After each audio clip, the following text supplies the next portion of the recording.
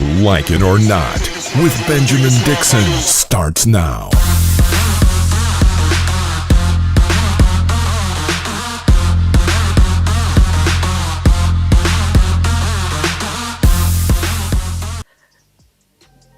Who is this on the screen with me? Rebecca. It's a ghost. It's Rebecca giving a little bit too much for the morning show, but it is Rebecca. I love it. I had no comment. I was going to leave it to our supervisors to speak on it, like the sisters. I got nothing to say, but welcome back. How you doing? Good to have you back. I'm doing good. I don't think it's that much. I just think, You brought it up, not me. I'm looking in my camera. I don't even see what's there. So I'm going to play stupid here. Welcome back. Glad to have you back. Welcome to Like It or Not, where we're free to tell the truth. And not care who doesn't like it. We still got it. We still got it. We've been doing this for a minute. Today is Wednesday, February 17th, 2021. Thanks so much for joining us, Rebecca. The people missed you. Where you been? I took a break and you forced me to come on Friday. But after that, I did. But after that, I actually took a real break, went on a Valentine's getaway, and that was really good. Oh, had my best friend and her son there. Okay. So it was really good. Then I had to drive, because it's always a story. Then I had to drive through Nashville as the ice storm was hitting. Right. And I was when I say I play, you scared when you have to play gospel music all the way through the ride. Yeah. Really? Yeah. To be calm. Yeah.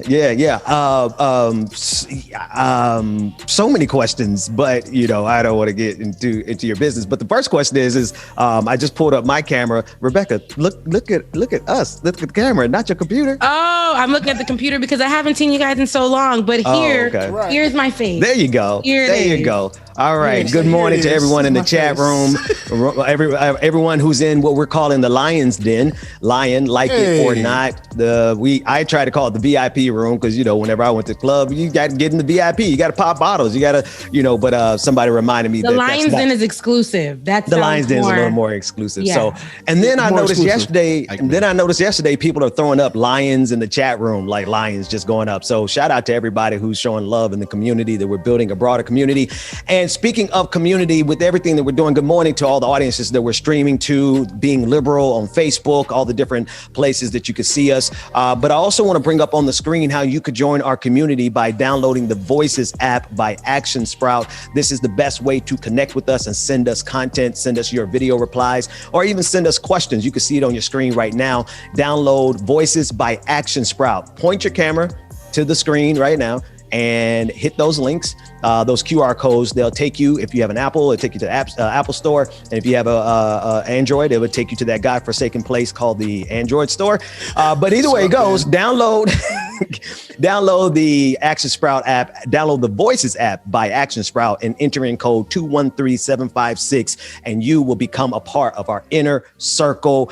Rebecca, James, I'm glad to have the vibe, the joy. Rebecca was telling me I have not covered enough Black joy in her absence. Not at all. But one thing before we get to the Black joy, because we need to cover that, and I have a habit of looking over here. So please, guys, bear with me through the week as I contain myself to focus on the camera lens. But I really wanted to go back to what you were just talking about, the Voices app. Mm-hmm. Listen, VIP room, people who are watching now, this is going to give you a real opportunity to actually be our on the street folks, like people who are in Texas with the videos, and you want to get your story out there, or if there's a certain story that you want to talk about, or if there's something quirky and funny that you want to mention, we can play that on the show. You know what I mean? You guys are like our eyes and ears on the street. Right now, it's a whole pandemic and we can't get everywhere, but you guys are like our correspondents. So please download the app. Please download the app, because we want to get you guys more involved. You guys always asked how you can get involved. This is one big way for you guys to get involved. So download the Voices app right now. Do that. do that. And that's actually a really good angle on it, right? The fact that that you could be this is the way that you can get video to us and we can get it screened and see if it's applicable to what we need to do. But if you're seeing something on the ground and you want it to be included in our broadcast, download the Voices by Action Sprout app and you can get it to us. And just keep in mind that whatever you send to us may possibly be put on the air, like some of the clips that we have to cover from the town hall last night. But now, Rebecca, before I plow right into the politics, is there anything that you want to go over before we talk about some of the political stuff that's happening? Yeah, and why did you? No, I just wanted to know if you guys missed me. I'm just kidding. I'm just kidding. No, I absolutely love. I know. I loved yesterday's show, right, with Ada Rodriguez, and she is. I know that she was saying how she won't say that she's people's spirit animals because that's crazy. Right. But spirit person, she's mine, and I absolutely loved her being on the show. Yeah. This show right here is just giving me all the life, and I watched it as a viewer yesterday, and I was very content. And Benjamin Dixon and Bubba Jakes, you know, TD Bubba Jakes. You guys are you guys are doing a really good job. Good. You know what we've been missing because we come in with the show right away versus like the opening set. What we are missing, honestly, is James saying good morning, good morning, good morning, good morning. So James, I got to yield the floor to you. Can you greet the people this morning? Yes, I can. Good morning, good morning, good morning, good morning, good morning, people, and welcome to another episode. I like it or not. It's about to go down. Welcome, people. Love y'all. That's what I'm talking about. It. We got to figure out how to work that back in. But yeah, because you know, if you leave it up to me, I will be talking with diplomats and senators and professors. And you've been doing a really good job, though. I absolutely have been learning from the people that you have been bringing on. When you said you couldn't come Monday and Tuesday, I'm like, let me just call all my friends. Let me just call everybody I know and see who all we can get on. And thankfully, you know, they're pretty cool. They all started to come on, and we have a pretty full lineup coming up through the rest of this week and next week. But Rebecca, you saw the movie that we're going to be talking about Friday, Judas and the Black Messiah. You already saw it?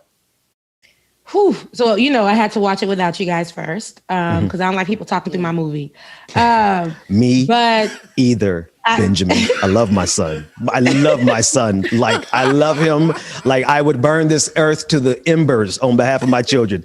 But that little boy likes to talk through movies. So I understand. And you stare at the person like, while they're talking, like, can you shut up? Like, whatever. But yeah, I did watch it a little bit. I will say for me, who got anxiety issues, I'm all over the place. I'm crazy. But me watching that, it literally heightened my anxiety, a lot of my sadness, my fears. Yeah. It's a story that I didn't know, I heard of, you know, but never really delved into. But watching that, and knowing that this is based off of true events, you know, of course it's a movie, so there are going to be some parts of it that are fluff, but knowing that this is based off of true events, and you know how people do when you're really into the movie, you're still in the movie right after the movie. So you go to Google, you go find out where the family is, who the agent was, who the snitch was, all kinds of things. So I did that, and knowing that this all was something that was true, it really hurt me to know.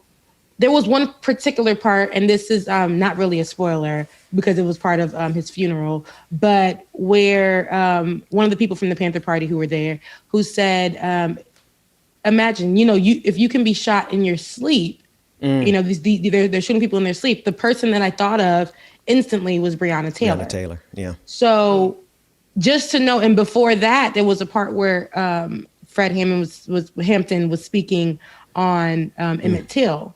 So we all have somebody to go off of when it comes to these police or people in power, these people who are placed to protect us, abusing their authority.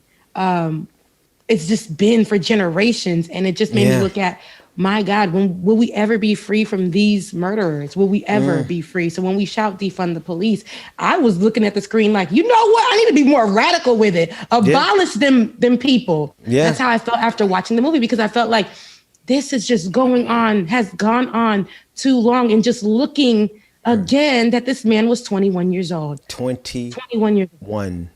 I think about where I was in 2004. And I bring up that date specifically for a reason I'll talk about later.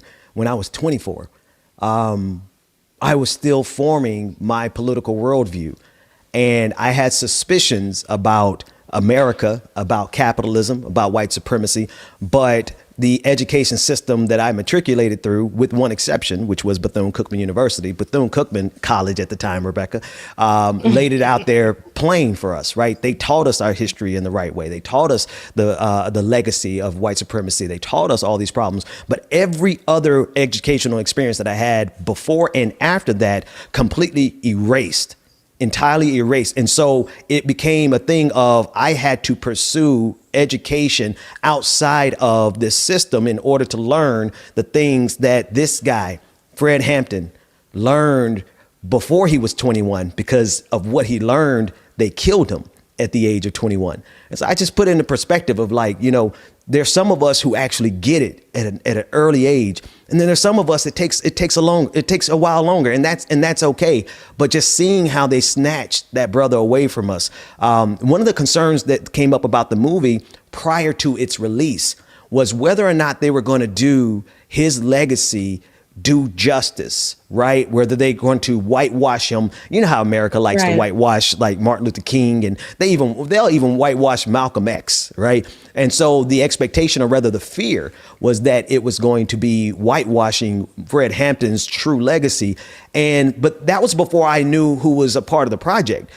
Somebody who if I had known Rosa Clemente was a part of the project before, I would have known instantly that his legacy was going to be properly represented, because the most important thing is the fact that this was a young radical brother who had every diagnosis of this country perfectly down to the T. And he was the kind of brother that can bring some reconciliation, but also an alliance that could break the back of white supremacy as well as capitalism, and that legacy from all into, like, I think that legacy was upheld in that movie. What did you think, Rebecca?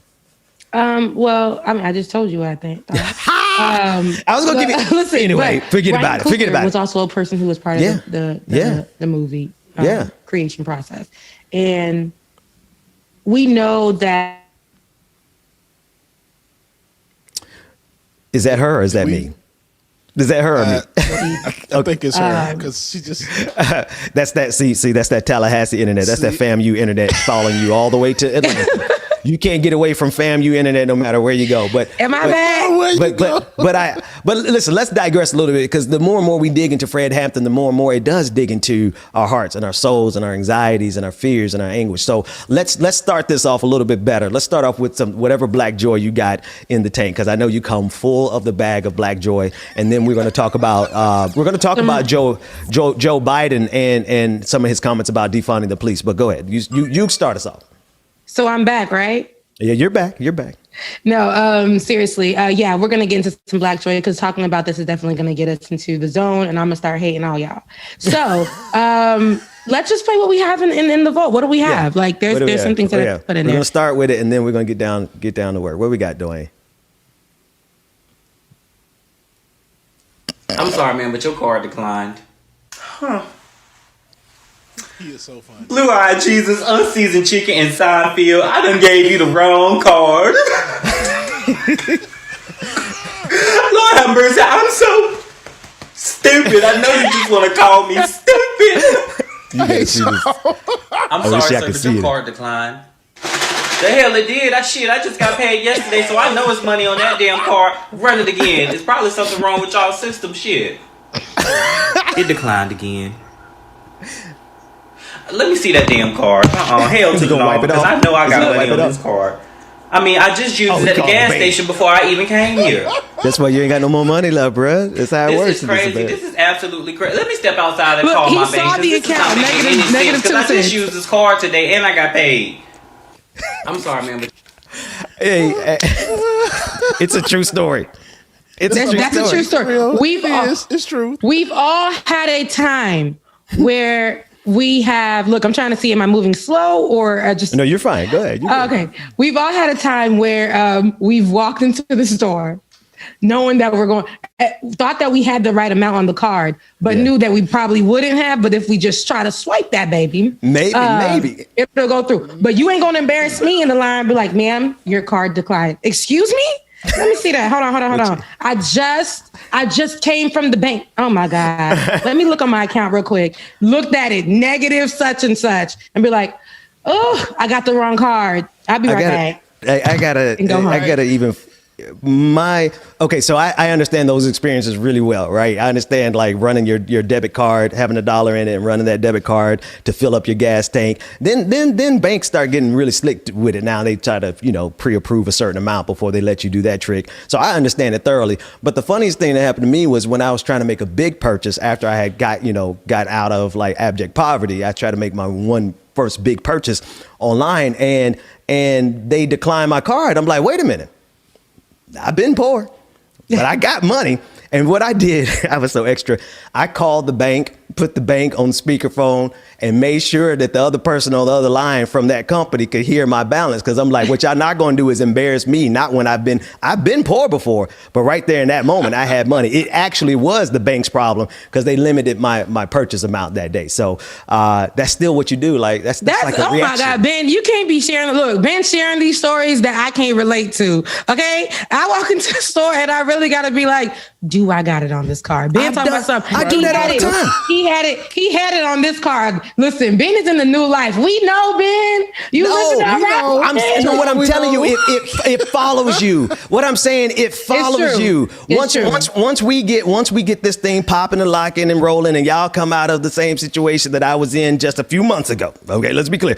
Y'all gonna have the same reaction. Y'all gonna go buy a car. One of y'all gonna go buy a car, right? And you're gonna be like, hold on. I got that $8,000 down payment for your little luxury car. All right, so it's gonna follow you, and you. I do that today, even if I got $1 in my account. You gotta walk in that light already. Yeah, that confidence. You gotta walk in that confidence. Right. That's why. All right, let's get down to business. Joe Biden had a town hall last night, and he had quite a bit to say. Some of it was good, some of it not so good from my perspective. But let's take it clip by clip. We have a couple of clips from last night, and let's discuss what the president had to say on CNN. Let's take a look at the first one. And I'm going to say something's going to get me in trouble, which I couldn't go through a whole show without doing that. And that is that, think about it. If you want to know where the American public is, look at the money being spent on advertising. Did you ever 5 years ago think every second or third ad out of 5 or 6 you'd turn on would be biracial couples? No, I'm not being facetious. The reason I'm so hopeful is this new generation. They're not like us. White baby Jesus. They're thinking differently. They're more open. Jesus H. Christ. We got to take advantage of it. I want you to. Jesus Christ Jr. Okay, I didn't expect that one. I didn't watch the town hall last night. I'm not going to lie to you. We didn't watch it, but those clips, I saw those clips. I wasn't ready the fact that he said, it's progress to him. And this is what I was going to say. We talked about this before, that people really assume that in advertisement or in these commercials that having a black man or a black woman and a white, just a biracial couple is progress, is enough.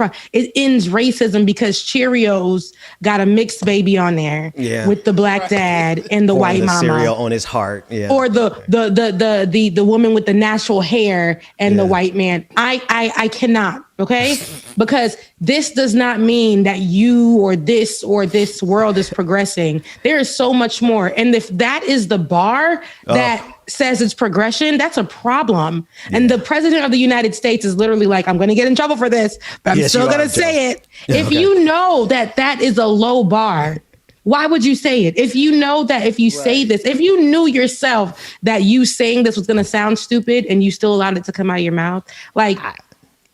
There are so many more issues to talk about, or there are so many things. There are so many more ways to discuss progression, right? And that's what you chose, is a damn commercial. And you said that the new generation is the cause of this. I'm going to be honest with you. Progress to me is showing a black couple. All black couple, no biracial, that's all progress. Because we were conditioned to see white couples from God knows when to whenever. Right. I want to see a black couple. I want to see a happy black couple.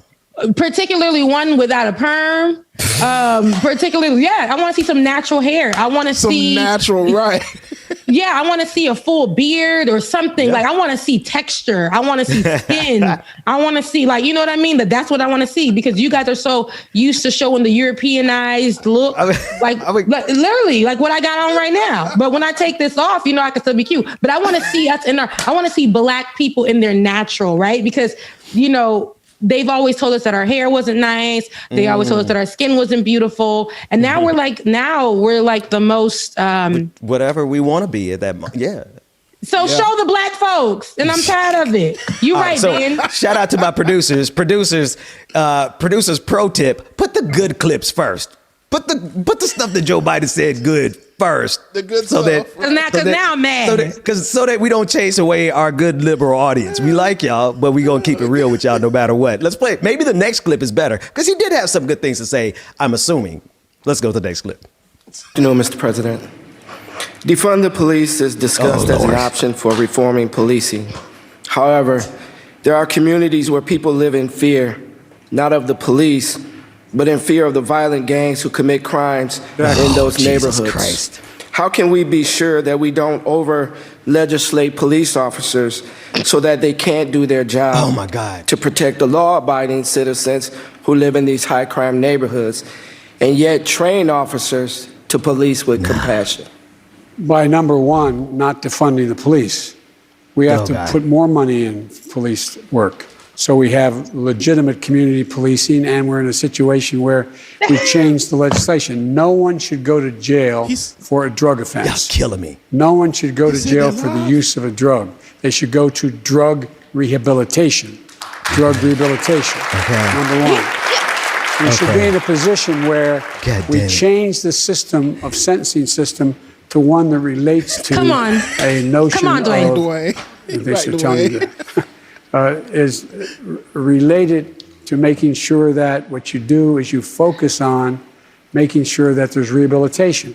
Y'all try to make sure I don't get invitations to go anywhere, because what the hell is wrong with Joe Biden?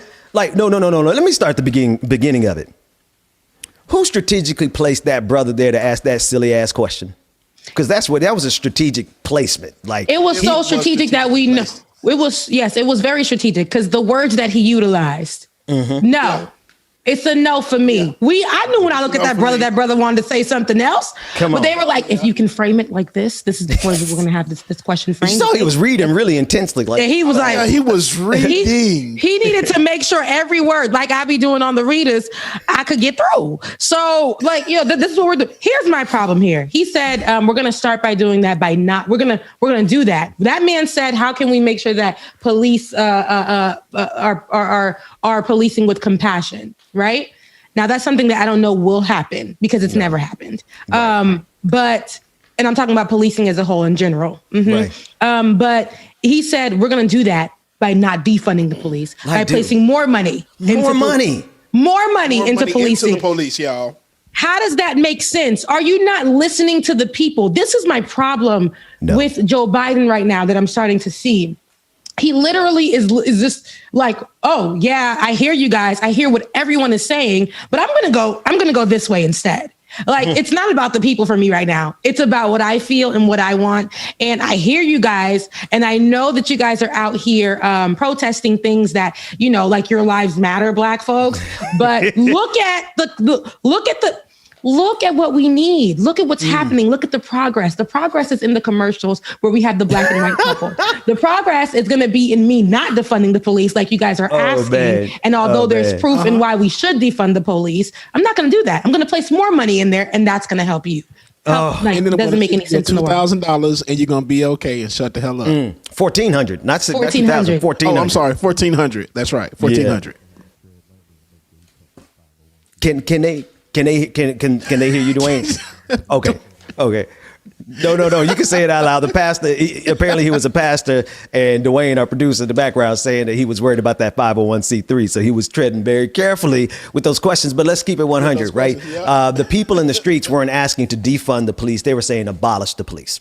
Right. Yeah. And the fact that Joe Biden, and there would never be an occasion where you tune into this show and we don't keep it 100. Right. And the fact that Joe Biden not only is not hearing when the people say abolish the police, because and to be sure, there's an entire body of literature and research behind the strategy and the efficacy of defunding and or abolishing the police. Let's be sure. Right.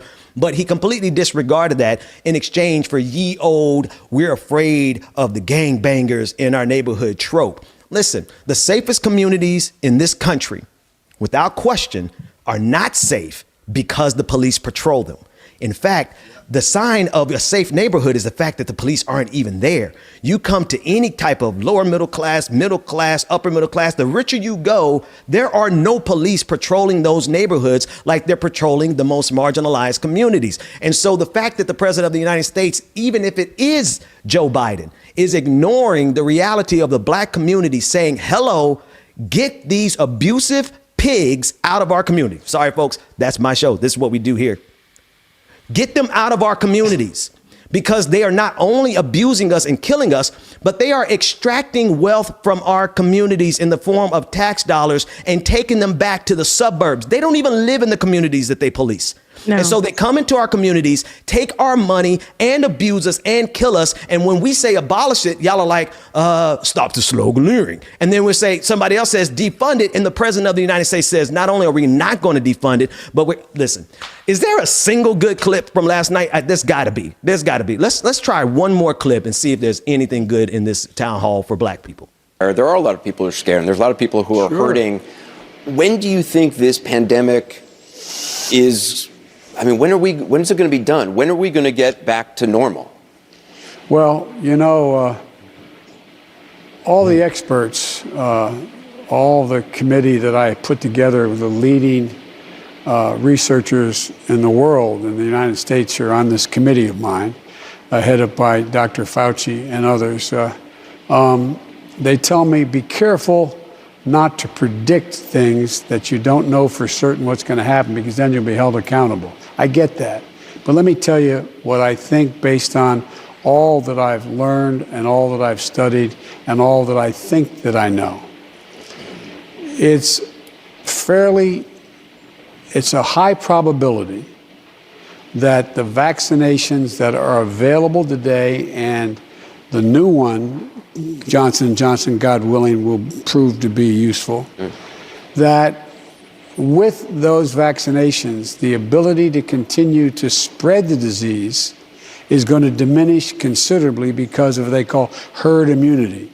And now they're saying somewhere around 70% of the people have to constitute. Some people said 50, 60, but a significant number have to be in a position where they have been vaccinated and or they've been through it and have antibodies. So if that works that way, as my mother would say, with the grace of God and the goodwill of the neighbors, that by next Christmas, I think we'll be in a very different circumstance, God willing, than we are today. I think a year from now, when it's 22 below zero here, a year from now, I think that there'll be significantly fewer people having to be socially distanced, have to wear masks, etc. But we don't know. So I don't want to overpromise anything here. I told you when I ran and when I got elected, I will always level with you. Okay, that's realistic. And I think that's a reality that I think everyone needs to start adjusting for. We had hoped to be out of the pandemic by spring or by summer. I had hoped to be out of the pandemic by my 41st birthday. in the summer. But reality is because of the level of ignorance and stupidity that came from the Donald Trump administration and the selfishness and the individualism of Americans refusing to wear a mask and refusing to stay home and social distance in a meaningful way. Of course, we're going to be stuck in this a lot longer, which is one of the reasons, like, not to just drop a plug for this show, but one of the reasons we try to bring so much joy is because we understand we're going to be in this pandemic for a little bit longer. The thing about this is that at least we're facing reality now, right? And we're facing reality that we're in this for the long haul. We've got probably another full year in this pandemic. The sad thing that I'm seeing right now is all of a sudden Republicans are caring about the number of people who have died from COVID-19. They didn't care when Donald Trump was president. They did not care that 450,000 people died underneath Donald Trump's 1 year dealing with COVID-19, right? And now all of a sudden they started to count over. Now they're counting and saying, oh, we're up to 80,000 people who have died underneath Joe Biden. I'm sorry. What happened to the other 450,000 people who died underneath Donald Trump? And so one of the things I do appreciate about this administration is that at least at a minimum, we are going to address COVID-19 from a scientific perspective, but also a responsible political perspective. And instead of just saying it's going to magically disappear, Rebecca and James, he's given a realistic timeline based on the realities of what we're facing right now, which is we're going to be in this for a little while. What do you guys think about that clip? And I honestly think it's probably going to be a while because we can't even get out of the phase 1A of the vaccinations, which is for elderly and people with underlying conditions. So we still can't get out of that phase. So I really think it's going to be much longer than that. So yeah, I'll be here in this good old house. Oh, Rebecca, I thought you were frozen. Looked like you taking it all in. Me too, bitch. So I wasn't frozen. I was doing the mannequin challenge. No, I think that, that was good. I mean, he was speaking in a realistic way, like you said. We really have to treat it like it's going to be something that's here long term, especially with the way that we've been handling it. There has been a lot of herd communities, especially with Republicans who have been out here in these streets for a minute. The people of Atlanta, I will call you out every time I can. The people of Atlanta, who, is a community that I'm a part of here, who have been a part of a herd community, which has been a setback for us in healing and moving on. Not only here in Atlanta, but I'm speaking of Atlanta because I live here, but there are other areas too who have been doing the same thing. It's people who have been the problem. And I guess now if we can just get people to, because they didn't want to wear, we tried to get people to wear a mask. We had a whole governor who stopped the mayor from doing a mask mandate. So, you know what I mean? So it's been tough, right? But if we can just get people to get the vaccine. And be responsible. And be responsible. I'm still on the fence about getting the vaccine, but I want to be out. I don't want to live my life this way. I'm not on the fence anymore. As soon as now I'm leaning towards getting the vaccine. But yes, I do like that he is making it a more realistic conversation and giving it a more realistic timeline, especially because we had Donald Trump, who was in office, who was just like basically acting as if people need to live their lives, that get COVID, die hard. Like, it's like that kind of thing. Like when he came from having COVID himself, ripping off the mask, hardly being able to breathe was a sign for me that the country is in turmoil. Do not listen to Donald Trump. Like, it was just so much surrounding that. So having a president who can talk about COVID-19 and give realistic timelines and provide realistic help, that makes sense. Now, not that he's providing help right now so much, but because there was a lady because I did watch a few clips. There was a lady in there who did discuss that her son was high risk, had pre-existing conditions, which makes him high risk for COVID-19. And with the COVID-19 vaccines being pushed back right now, especially with everything going on with these storms and everything like that, and people not being able to access them and all those kind of things, he singled her out and said to her, Basically, I don't know about the other stuff, but we're working on the other stuff, but you and me can get together after this and I can see how I can help you with your son. Joe Biden is really, really good at that.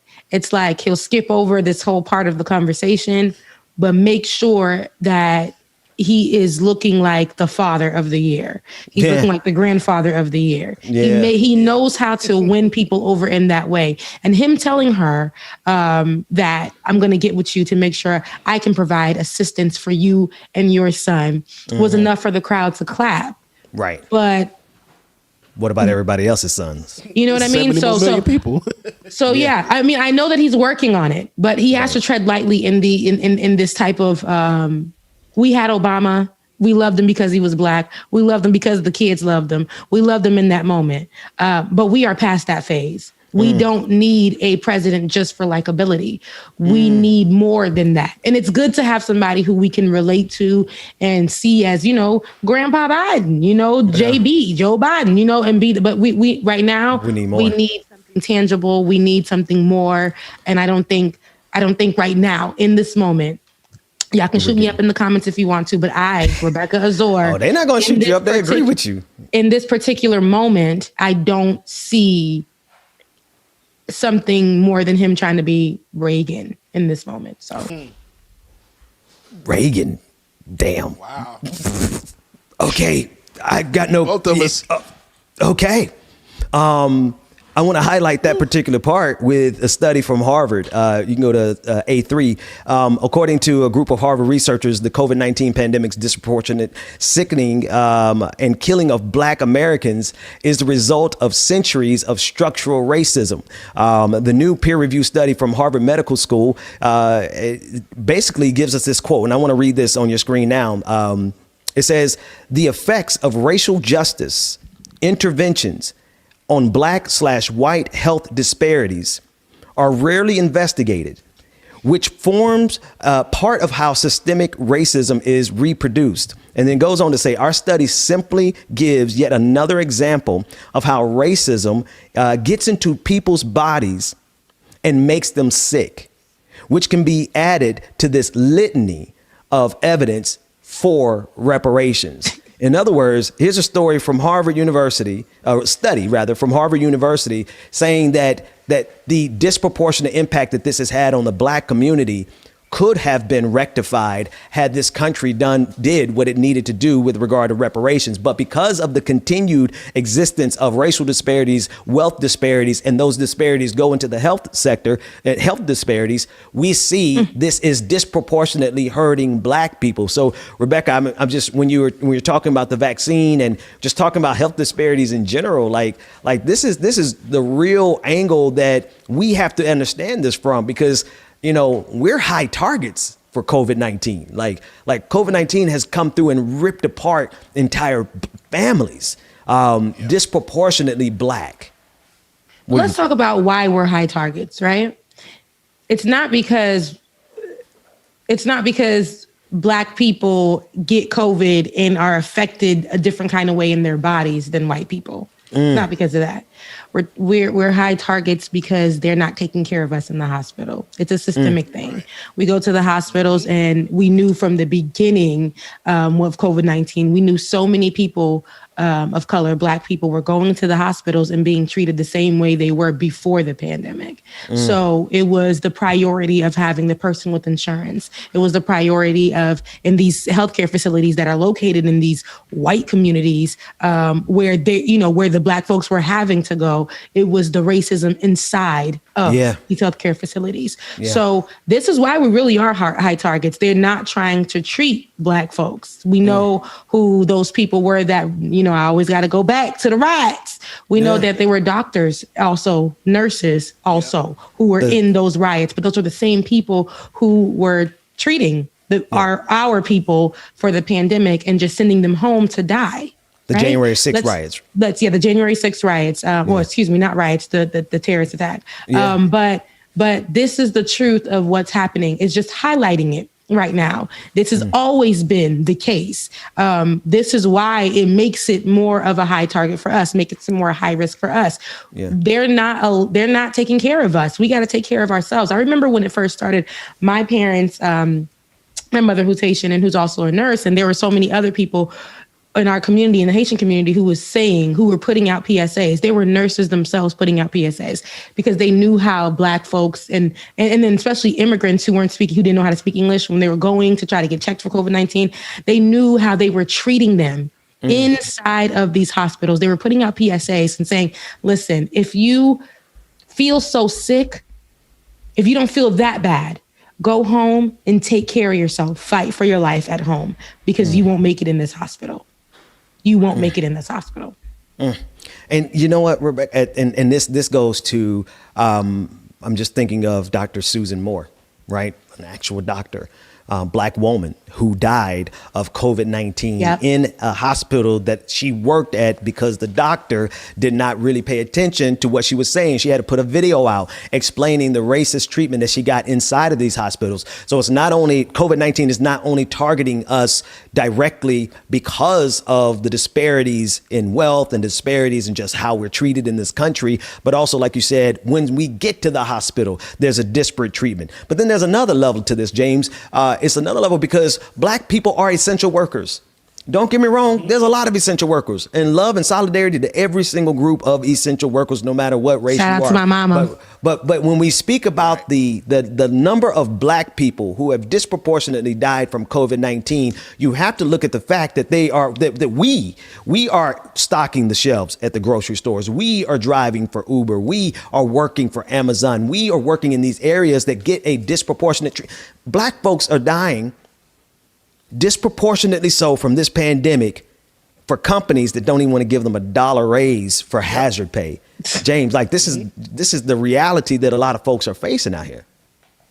Yeah, you're right, Ben. And it just seems like we have to do what we have to do. Once the pandemic started and once they started laying everybody off, people lost their jobs. There was nothing else for us to do but go out there and make that money because we got to survive. We have to eat. Got to feed our families kids. To feed. Yep. Exactly. Got to feed our kids and everything. So we had no choice but to keep working.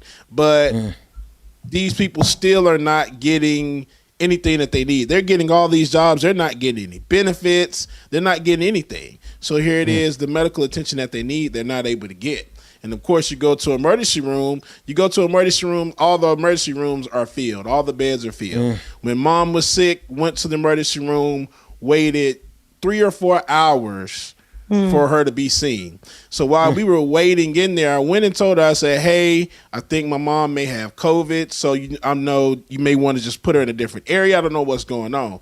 Oh, don't worry, sweetie. Everybody in here, about 95% of everybody in here has the same thing. Wow. And I'm just like, that's crazy. So you can tell just waiting that long. And then my dad and I had to go wait in the car just for them to tell us that she's going to be kept and there's really nothing we can do. So at this point, they have to do what they have to do. But yeah, it makes no sense. We're just not getting the attention that we need. Nobody's here in the communities to try to do anything, to try to check on people, to make sure everybody's good. But shout out to mom. Mom is okay now, right? She's in the chat room. Usually she is good. Yeah, mom is here. But the thing is, she thought she was doing much better. And this just goes to show that they don't know anything about this virus. They said that she's going to be on oxygen for a while. She feels great, but the doctor said there are still traces of COVID in her system and everything. So it makes no sense. Nobody knows what's really going on with this thing. Still to this day, there's so many questions. There's so many unanswered questions, but also we're a cause of that as well. Because we are the ones who are being overlooked in the hospitals.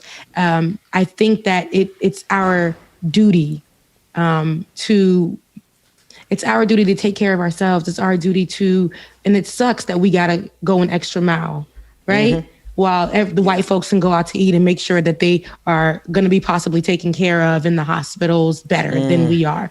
We have to make sure we do our due diligence for ourselves and our families. And I can't say everybody has been doing that, but Atlanta Has not. ATL, Georgia. Has not. Let's start like the clubs. Okay. If we can just go back to implementing that we did for that 24 hours, go back to implementing the early times that we're closing the spots down. Remember the airplanes were parked on the tarmac because nobody was flying, and then all of a sudden it's like, nah, we got to make this money. Put them planes in the air. I'm like, y'all are wild. But at least social distance. I know I did get on a flight to Delta, and I was the only one in my row. There was nobody. Like, they are doing a good job about that, and it made me comfortable. But go fly the flights that are still doing the COVID precautions. You know what I mean? Like, if we're going to do those things, if we wear your mask, and I just see it so many times. It's like, we're the community that's going to be overlooked. We're going to be the community that they don't take care of. I know James mentioned that. In our communities, who's taking care of us right now? Who's looking out for us? And it just brought me back, because I got to go back to the movie. It brought me back to the Fred Hampton movie. And he, even though he didn't have much resources at the time, he made do what he could by connecting with the other groups of people. And he made sure that we're going to be the ones taking care of our communities. We're not going to leave it into the hands of people who will probably kill you. So if we do take care of ourselves, that's us essentially doing the work.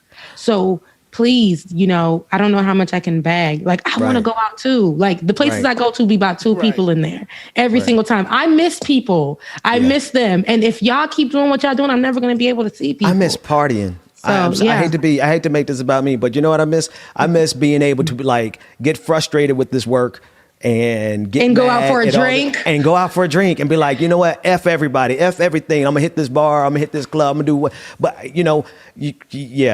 like at my age, and my age and my weight and my I'm a prime target for COVID-19. So we laying low until we get this here vaccine. Bruh, I ain't playing with y'all. Listen. We got work to do. I'm trying to survive. As a matter of fact, so I got my family coming into town, and they got their vaccinations, and I'm still looking at them with the side eye. They got both shots. They ready to come, but I'm still looking at them with the side eye like, y'all sure y'all quarantined enough? Because it's just I've lost a couple. I mean, I think everybody knows somebody who's lost somebody. Yes. Right? We've lost friends. I've lost several friends. I've lost several colleagues. Family members, my pastor. Well, thank the Lord. I haven't lost any family members, and we're going to pray that we can keep it like that. 1,000 shall fall on one side, 10,000 on the left, but it won't come nigh us. Don't make me have to preach and cover my friends and family on this show. No, we're 2 or more are gathered, baby. We're going to make it out, and we want we want everybody to make it out. We want everybody watching. So the only thing that we can do, honestly, is take care of ourselves, because we live in this individualistic America that is not going to take care of us. And so you're right, Rebecca, we got to do it ourselves. And we need white allies and non-black allies and people of color and everybody in between to understand that as we talk about these situations from a black perspective, the reality of it is it's bad for you too. Right? Don't let America fool you and think that this is actually okay for you in any circumstance, because let you not have the right kind of insurance, and you're going to find out real quick what it's like to be treated like a black person in this country at one of those hospitals. Because if you can't afford to pay that tab, they will ship you out just like they will even if we can afford to pay the tab, right? That's the difference. Some of us can afford, and we get the same kind of treatment. And if we don't get to the underlying issue in this country that strikes at the core of what's happening, which is both capitalism and white supremacy, then we're going to be fooling ourselves thinking that we're doing good, and we're all slowly dying from a pandemic that is not just a pandemic of COVID-19, but a pandemic of capitalism and white supremacy. That said, we're going to take a quick break, because I was about to go into a whole nother story. But when we come back, we want to bring up one of our guests, Brooklyn Dad. There's a whole lot of conversations to be had with him about everything that's going on. James, give us some really good music to shake this off and reset the day. We'll be back with more Like It or Not.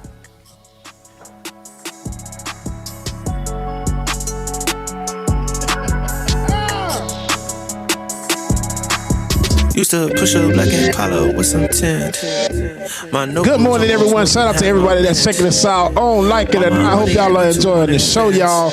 Make sure that you hit that like button, hit the like button, hit the like button, hit that like button, y'all. Thank you for everybody that's coming out this morning. Shout out to the Lions Den that's in the building. That's our VIP section. Make sure that you drop those likes, y'all. Get shot. Who are you? See you like red must be a pop rule. If you went to work, why bring it? And y'all know I'm gonna drop some hot fire for y'all today. Keep your hands on the wheel, sir. 10 and 2. I stopped this car cause you did too dark. You know that's a lie. That ain't true. It's cause I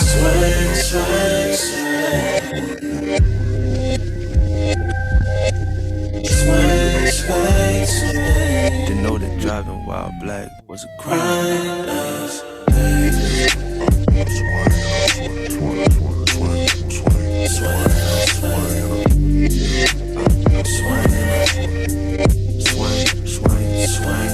I used to make sure that y'all hit that like button, y'all. When my house was Like It or Not. But having money only really made it worse. Matt will let you know. Lion Squad, Lion Gang, the Pride. You know, we coming up with it. But y'all will appreciate the love, y'all. Make sure that y'all hit that like button. And of course, if you feel like tipping your DJ, that is yours truly, please do. DJ X3C on Venmo and Cash App. DJ X3C on Venmo and Cash App, y'all. What's your crew? What you think black folks can't be rich? Hands on the wheel. 10 and 2. I stopped this car because you take too long. All right, man. Nick, this is DWB by Norman Sand.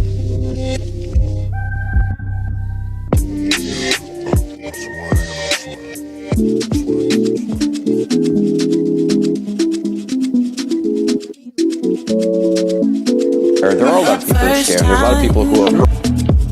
I saw you on your own. Sugar Booger, what's up, lady? Welcome. Something in the air the night, and in the way you looked at me, I get nervous when you get close, and my heart fills up with butterflies. Shout out to the Lions Den that is in the building, y'all. Hope y'all enjoying this good music. My world turned upside down. Tell me, Fairy Girl Wolf, I appreciate that. Just say that you won't go and break my heart. Mama, good morning. I love you, lady. My heart, don't break it now. Remember, it's Noisy Beast, because you requested it. Yes, I will. I got you. I've got. Don't break my heart. Don't break my heart. Don't break my heart. Don't break my heart. Wanna tell you how I feel. Good morning, Brenda. Good morning. So hard with you, I don't know why. Believe me, boy, I've tried. When you're near me, my heart fills up with butterflies, and then you leave me speechless. My world turned upside down. Just say that you won't go. Diallo, right. Time for a good old scheduled bubble break. I like that. Now. Remember, it's the good morning, Victorina.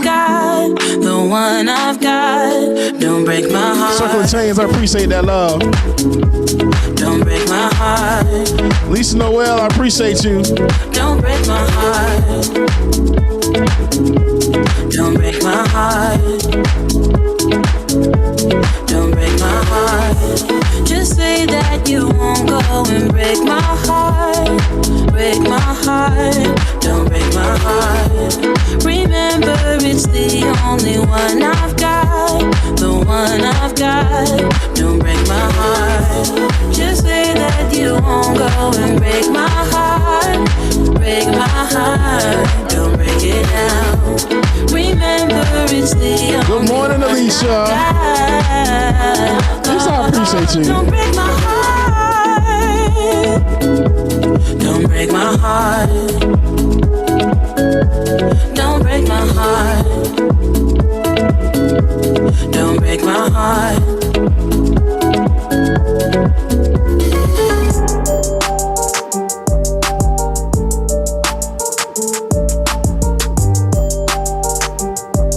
Shout out to the Lions, dear, y'all.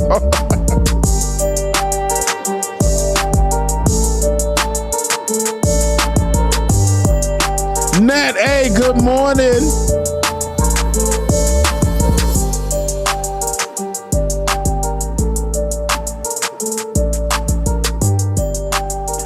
I can't stand y'all. Oh, welcome back to Like It or Not. Like It or Not, where we're free to tell the truth and not care who doesn't like it. All right, Rebecca. We got to get Bubba to say something. We know we got to add something for Bubba. Okay, let's try it. I'll just say, welcome to Like It or Not. Rebecca, you say. Where we're free to tell the truth. And James. And you're going to say, Bubba, and not care who doesn't like it. And not care who doesn't like it. Exactly. Go ahead, Ben. Go. All right. No, well, nah, because we don't want to be redundant, right? No, Dwayne, this is OG. This is written in stone. Okay, here we go. And I feel you. Look, okay. Welcome back to Like It or Not, where we're free to tell the truth, whether you like it or not. Oh, and not care who don't like it. No, I said it's written in stone. And not care who likes it. Wait, okay, wait. I got music in me. Okay. One more time. Here we go. No, one more time. And not care who doesn't like it. Right. And not care who doesn't like it. Okay. Now, because we're dealing with the delay from Zoom and all the different platforms we're connecting through, we're doing this magic. There's a little delay, so y'all got to start a little bit sooner, right? Let's start a little bit sooner. Don't wait till I finish. Okay, here we go. Okay. Welcome to Like It or Not, where you're free to tell the truth, like it or not. James, you're fired. This is not for you, James. Listen, look, James, you're fired. Ben, go ahead, start it again. No. Let's jump into the story. Let's jump into the deuce. We'll get it right after the next break. But we are paying a lot of attention. We're paying out a lot of attention to everybody who's going through what they're going through in Texas, right? The major snowstorm and shutdown of power. There's been a lot of deaths, and it is really a tragic situation that's going on in Texas. Rebecca, you've been following it pretty extensively. Yes, and I've been following it, especially because I had to travel, and I know that what was affecting Texas was going to affect the place that I was going to be at, which was Nashville, Tennessee at the time. And we had the ice storms. We recall that last week there was that 100-car pileup, and on that sheet of ice, and people lost their lives. People were hurt. There was a lot going on with that, and it was very unexpected. And now, we're seeing so much more happen, and people around Texas and Tennessee area and in the surrounding parts that are also being affected are in, they're on high alert. It's almost like this is as if I can't explain it, but people around the world are looking at this and laughing at them, right? And I recall me being in New York during the blizzards, snowstorms, and we laughed at Atlanta. Yeah, that 1 inch of snow.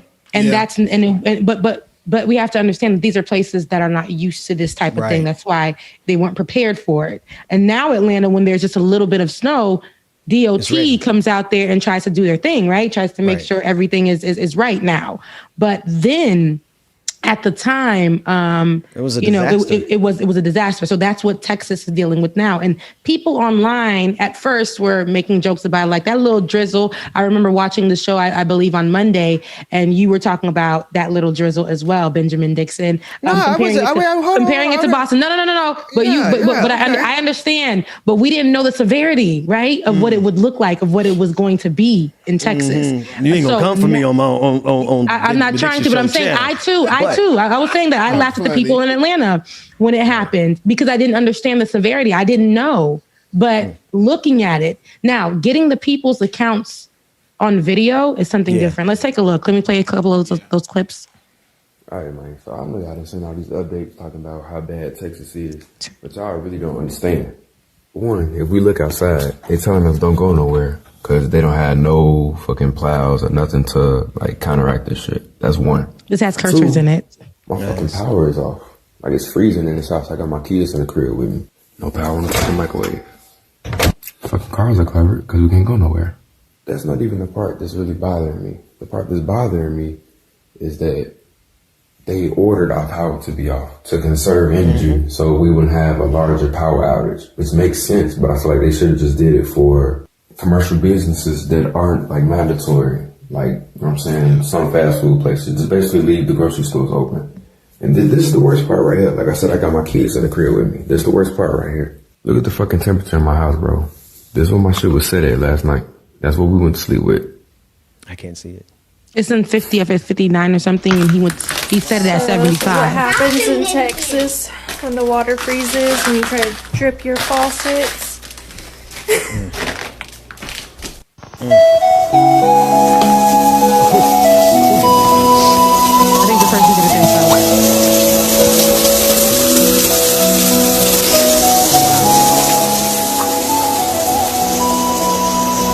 Wow. Their homes are just destroyed. Flooding everywhere.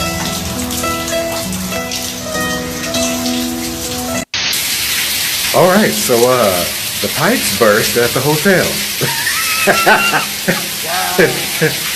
It's absolute mayhem. The pipes have burst, people running from the cops, they got fights going on. And I'm trying to watch it all.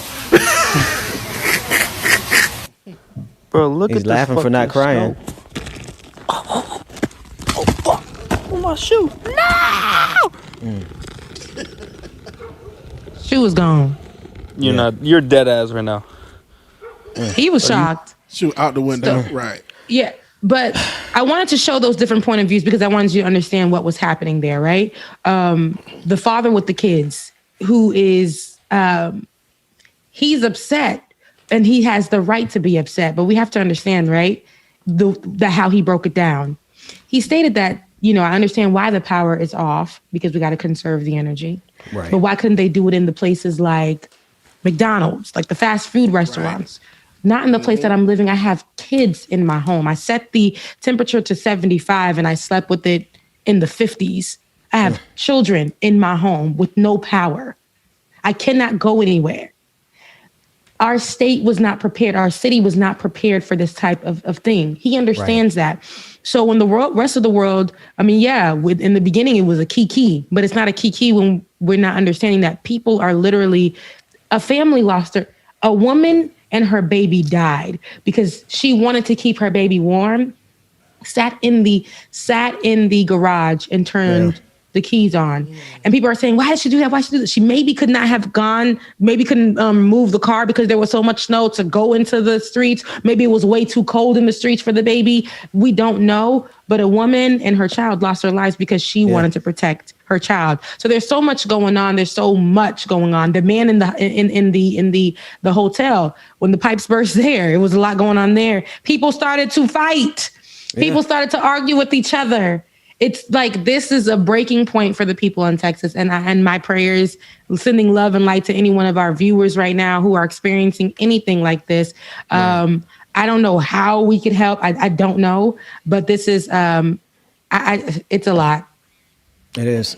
It is. And to be sure, the brother in the first video diagnosed this thing perfectly. Yeah. It was a voluntary power cutoff. Yep. In most cases.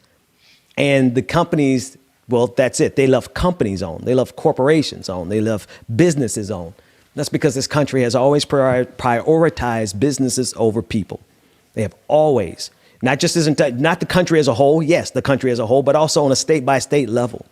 Governor Greg Abbott, the Republican governor of that state, playing games with people's lives and joking about it being the fault of of green energy and renewable energy.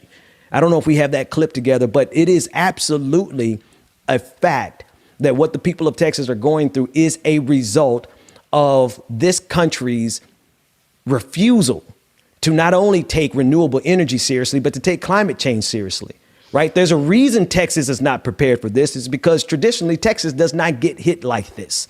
Right? Atlanta usually doesn't get hit at the level it got hit a couple of years ago. But we're seeing increasing wild swings in our climate.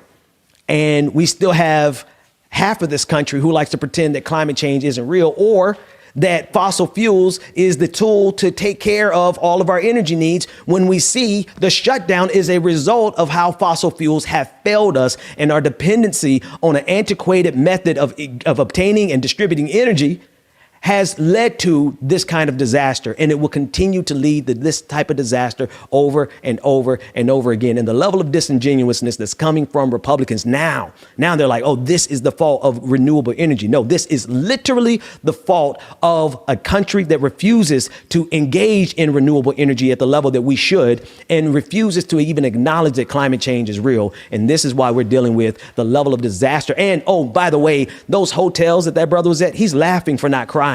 Yeah. Because they probably we saw the Ramada Inn in Austin, Texas, charging people between $500 and $1,000 a night. So somebody spent all of their savings to go to one of these hotels to save their kids, to save themselves. Burst. Right.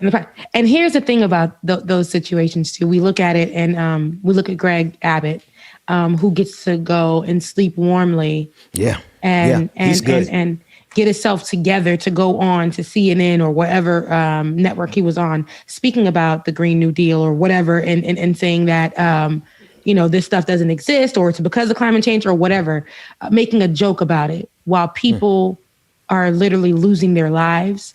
People are afraid. They're taking flight in these conditions. And it just goes to show you that the leadership a lot of times is dressed in white supremacy. A lot of the people that we saw just now were people who probably are living in areas where it's tough to get any help at all.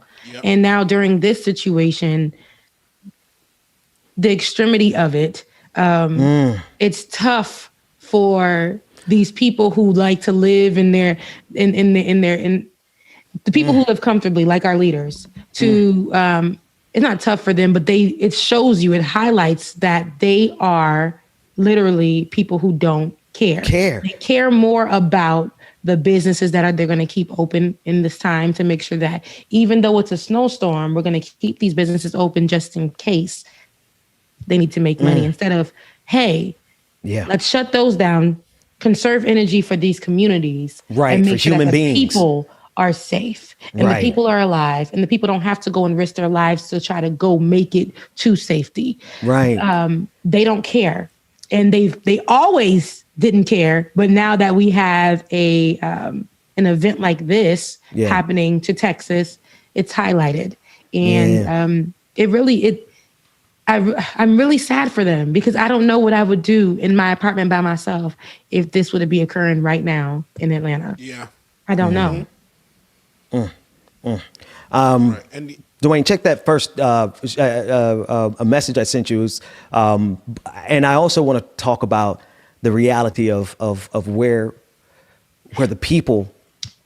Bubba was about to say something. I'm sorry. Yeah. I'm sorry, James. It was just messed up. Like, if you go back and look at certain clips, you'll see the skyline in certain cities lit up. But right when they hit that perimeter where all the neighborhoods are, just dark as hell. So why are we not siphoning that power from downtown and giving it to these neighborhoods where people won't freeze to death? I mean, it makes absolutely no sense at all. Exactly. And that's the thing that I think people have to realize. We got to take care of ourselves. This system is not going to do anything for us. Nothing. That's the truth. Whether you like it or not, I know it's not a nice truth. That's why we surround it with music. That's why we laugh. That's why we dance. That's why we sing. Because the reality of it is that this country has abdicated its responsibility to care for the people a long time ago. I knew it this summer during the George Floyd protests. I was like, oh, y'all really don't give a damn, do you? We knew it before then. We knew it because of how many black people they gunned down. We knew it because how many times they have sacrificed people for the sake of their profits. And this is exactly a direct outflow of the fact that, James, like you said, you can look at the skyline. Downtown is fine. They've got power. The people who are living in the high rises, the people who have chauffeurs who drop them off at their front door and a doorman to open it up and they go up to their penthouse. They're nice and warm and cozy. Meanwhile, homeless people died last night, freezing to death in Texas. Hell, I'm quite sure somebody in Atlanta died last night because every winter in this city, homeless people die because it gets too cold. So it's just a statement to the fact that we the people are going to have to take care of we the people because the government has abdicated its responsibility to us. Well, that said, let's just breathe for a second. And James, take us to. Let's breathe. Yeah.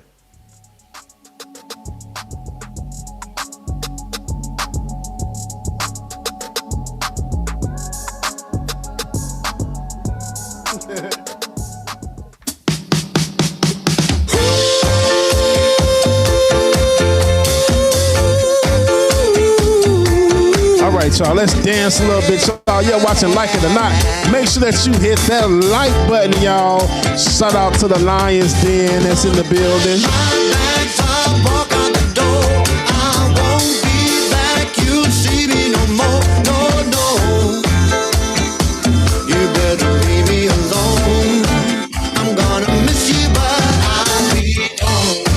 For me, there ain't no other. But you just couldn't be bothered. You never knew what love is about. It gets me cause there ain't no doubt. Shout out to everybody that's checking us out, y'all. Whatever platform you on, y'all, we appreciate it. Make sure that you download the Voices app so you can share any pictures, videos, any media, anything that you have with us, and we can get it played here on the show, y'all. For you, it's sad but true. You're no good, still I'm loving you. But I made up my mind. I'm gonna pack my bags up, walk out the door. I won't be back, you'll see me no more. No, you better leave me alone. I miss you, but I'm sick and tired of loving you. I don't know why, just know that I do. Please leave me alone. I'm gonna miss you, but I'll be gone.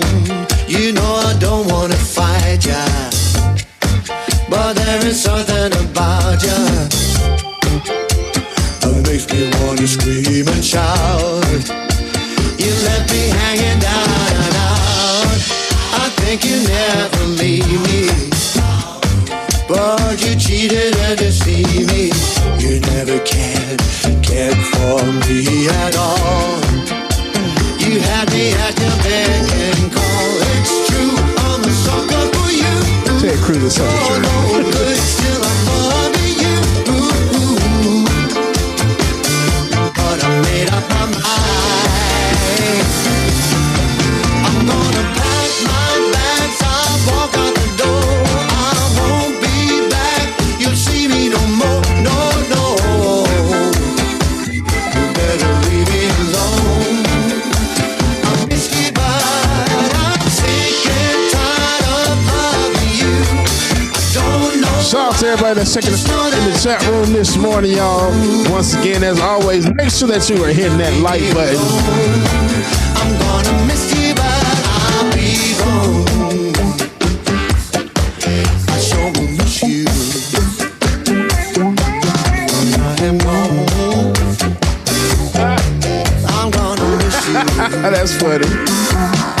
Shout out to the VIP room, excuse me, the Lions Den that is in the building.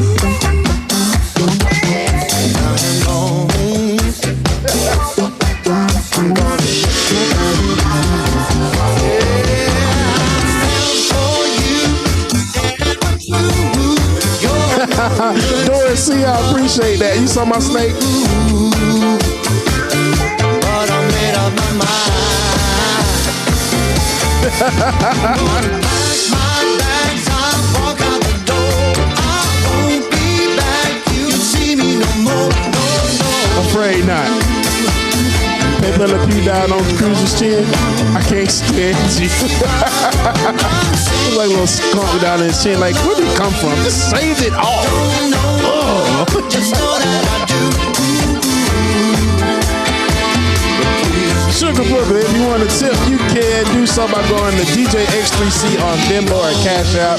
DJ X3C on Venmo or Cash App if you want to tip your DJ, or DJ Exclusive at gmail.com or PayPal.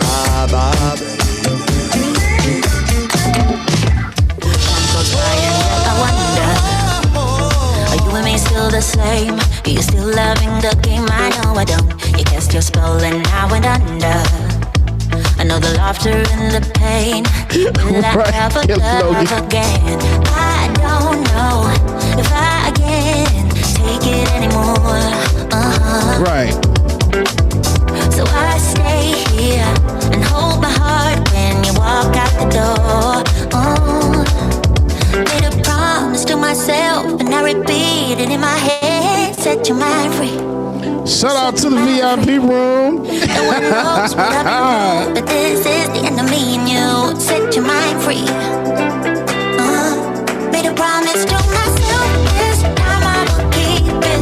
Right. When there's a will, yeah, there's a way. With every smile, with every tear, I know I will make it. I'm gonna see you brighter day. Oh, oh, oh, The Goose, I appreciate that. Shout out to the VIP room, y'all. We got y'all on the screen. I see y'all. Brand, I appreciate it. And once again, make sure that you download the Voices app. Why do we put each other through hell? Why can't we just get over ourselves? I know we should. You cast your spell and I went under. Can they hear Rebecca, Dwayne? The pain. Will I ever love You were. I'm about to say, can they hear Rebecca? I can't take it anymore. Right. I stay here and hold my heart when you walk out the door. Yeah. All right, y'all. Make sure that you download the Like It or Not app. I was listening to Rebecca doing her reading, and she sounded so good. Like It or Not on the Voices app, and make sure that you use the group code 213-756. 213-756. So make sure that you get your phone out and you scan the QR code, and it will bring up the app, y'all. Let's get it.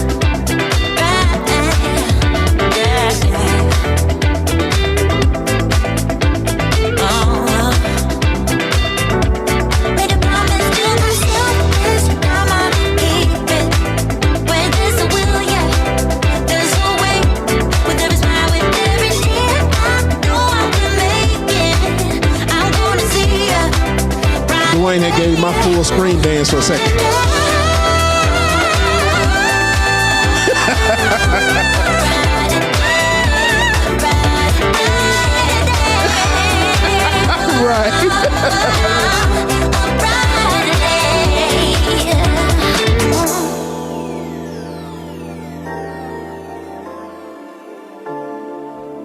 Like so.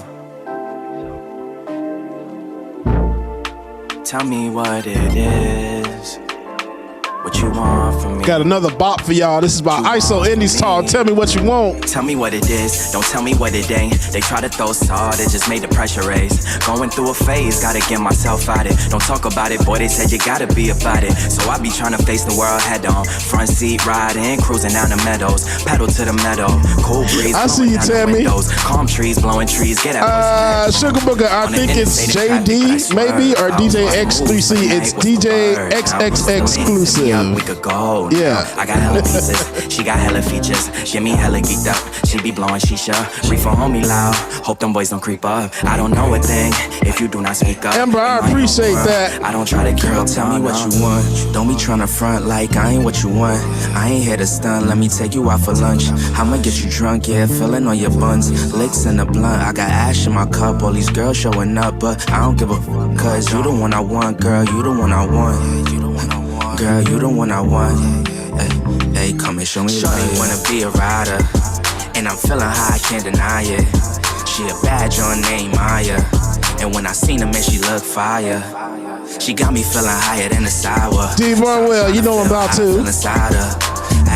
Had to put that my email address down there in the chat. I can't barely type. That's what it is. I said, alright, cool, I'ma be there in an hour. I just wanna live like a Kuna and Matata. I ain't got no time for no baby mama drama. All about my comments, my letters, no tomatoes.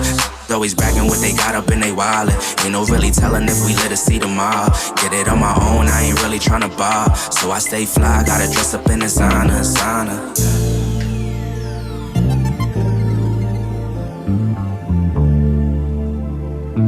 Y'all make sure that y'all are hitting that like button, hit the like button, hit the like button, hit the like button, share, comment, and subscribe so you know when Like It or Not it's going down, y'all. Tell me what it is, don't tell me what it ain't. They try to throw salt, it just made the pressure raise. Going through a phase, gotta get myself out it. Don't talk about it, boy, they said you gotta be about it. So Just I be give trying to it face the up. world head on. I'm not your girl and I never will be. Don't call me up, don't waste your time, cause I'll be your enemy. If you want love, look somewhere else, he'll find nothing. Shout out Doreen in the chat room that don't know what she's talking about. I love you, baby. Don't get me wrong, you and I could have fun together when I feel done with having fun on my own. It's better to care for yourself, not rely on somebody else. So don't get me wrong, I'm just riding alone. Just walk away, cause I got no intentions of hanging out with you tonight. Don't look my way. If you want a problem, I'll give you a problem, alright? If you want love, just give it up. You got the wrong girl. You got the wrong, you got the wrong, you got the wrong girl, girl. You got the wrong, you got the wrong, you got the wrong girl, girl. This is my time. I'm feeling good, rule every party. Make sure that y'all hit that like button, y'all. When I'm alone, nothing can stop me. You should go out, meet someone else, someone who gets you. Don't stick around, I'm pretty wild, I don't do monotony. Don't get me wrong, you and I could have fun together when I feel done with having fun on my own. It's better to care for yourself, not rely on somebody else. So don't get me wrong, I'm just riding alone. Just walk away, cause I got no intentions of hanging out with you tonight. Don't look Had to hit y'all with some of these Caribbean vibes for a little minute.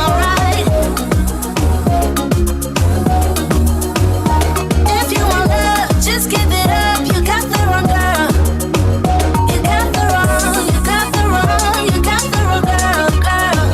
You got the wrong, you got the wrong, you got the wrong girl, girl. Hey, I care for myself. Ooh, don't rely on somebody else.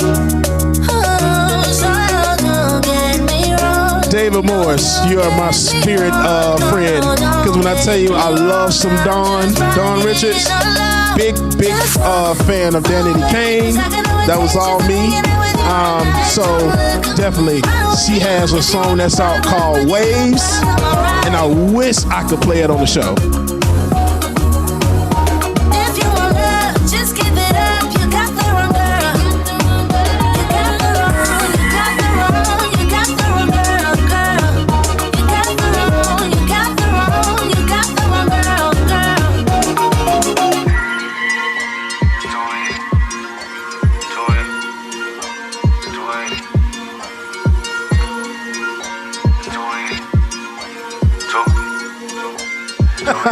Cindy C, I already know. Closed. It's too easy. It's too easy. I can do this with my eyes closed. It's too easy. Too easy. It's too easy. I've been there, done it, seen it. Boy, all that like Keenan. Still got crack, they fiendin'. Flow still hot like Phoenix. Shine so bright, I'm gleaming. Taking these glasses off, let me know I really can't see y'all. Fresh out the rat like me. And I'm still trying to fight my demons. Chuck Diesel, shout out Chuck, that's in the building. And y'all, don't worry, we'll be right back, y'all. We're working on a few things in the background, but we're coming right back. And give a F to you like John Cena. Putting blood on a brand new Beamer. Trying to earn 8 stripes like Adidas. You get cold when you ride with the heater. It'll turn you to a dog like a keto. And expose to a cat like a cheetah. They smoke my partner like reefer. Dímelo porque yo no entiendo, mi gente must really need Jesus. They shed real blood, I never seen the crypt and I believe it. It's too easy. Big up, David. I can do this with my eyes closed. Make sure that you hit the like button, y'all. It's too easy. I can do this with my eyes closed. It's too easy. Christopher Shaw, we appreciate that. Purple Rain Hearts. It's too easy. I did because I like the look without the glasses, but then I started looking all squinty-eyed and everything. You can see everything. So I'm just like, let me put these glasses back on, man. I'm so outspoken like Reason. Jimmy Neutron. Noisy Beast. And I'm a Good morning. Sweden. And it's still off top, I'm tweaking. But I still gotta fight my demons. I ain't no good, I'm evil. I ain't been clean since Eden. There's a war going on outside. They can put your hands on your head like my arena. That's why I gotta watch my demeanor. You know they locking up blacks and Latinos. It's the same old game, ain't nothing really changed but the mileage on the meter of the beamer. You get cold when you ride with the heater. It'll turn you to a dog like a keto. And expose to a cat like a cheetah. They smoke my partner like reefer. So Nick, this is eyes closed. So folks, I'm not even gonna. I'm gonna keep it 100. This was going to be a controversial Wednesday. And I invited some guests that y'all been blowing us up about, like, why would you invite? Because I can, one. But more importantly than my prerogative and my arrogance is the fact that there are conversations that we are going to have on this show that are going to be meaningful, substantive, and move the ball forward on progress. That said, we're having so many technical difficulties this morning. We can't get the first guest on, and we've been doing it for a long. And I'm not. It's just one of those things. Like the interwebs. Did I bring the technical difficulties? It was fine till you came back. It was me because we didn't have any internet. We didn't have any internet problems before you came back, Rebecca. I said the show is clear and cut. I've had 4 guests in 2 days. A week ago. And I've had 4 guests in 2 days and no technical problems. And then Rebecca, we just we have our producers trying to work out the details, but we are in the last half hour of the show. And if we're unable to get our guest on, we're gonna bring them back, but we're gonna do our best to at least get one in this morning before. But Rebecca, we still have some stories to cover in the meantime. What are you looking at? So I wanted to start off with this one. So this is the Black deportations that are happening right now.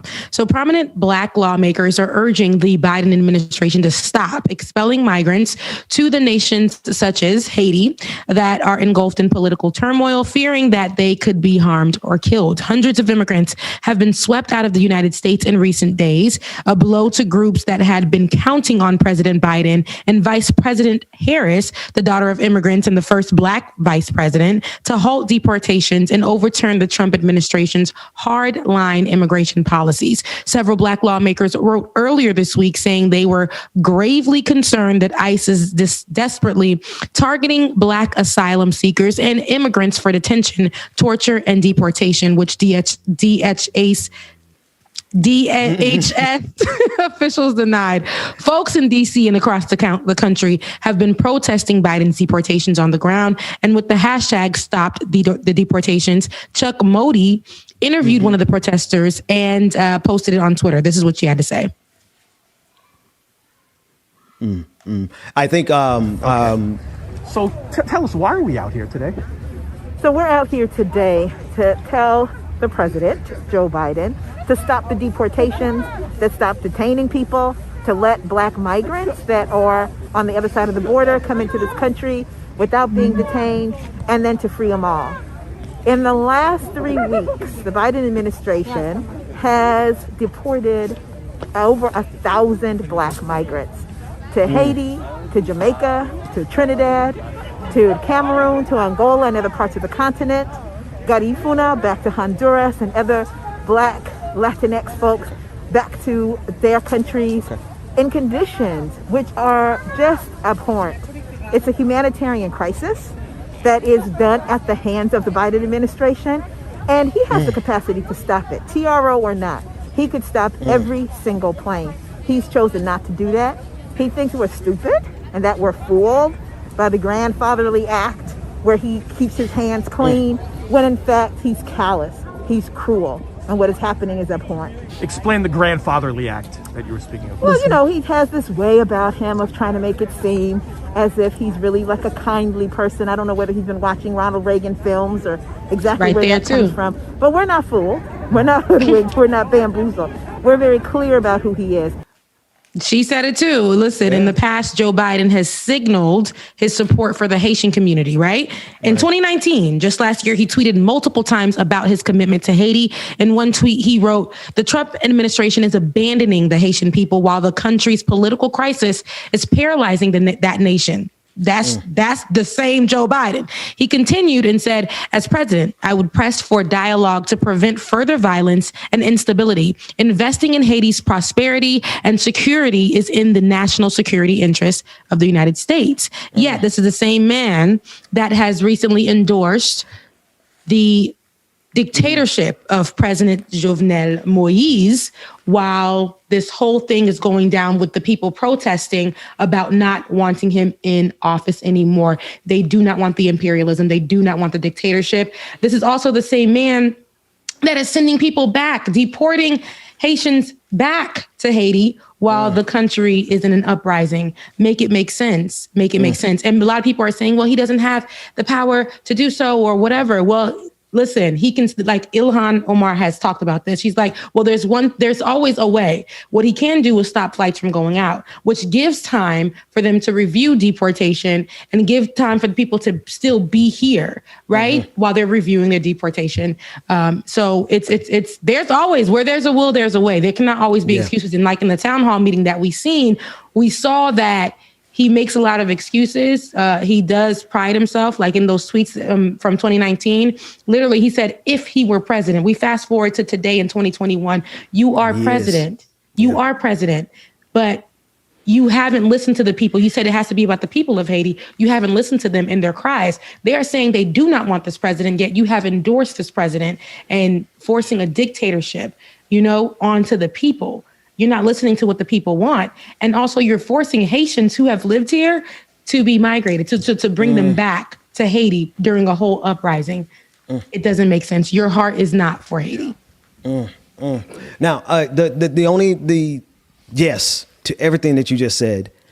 Yes to the power to stop this. Shout out to Chuck Modi. I know his work well. I appreciate him doing that interview because we have the responsibility of continuously applying pressure to ensure that no one gets complacent, right? Things are not better just because Joe Biden became president.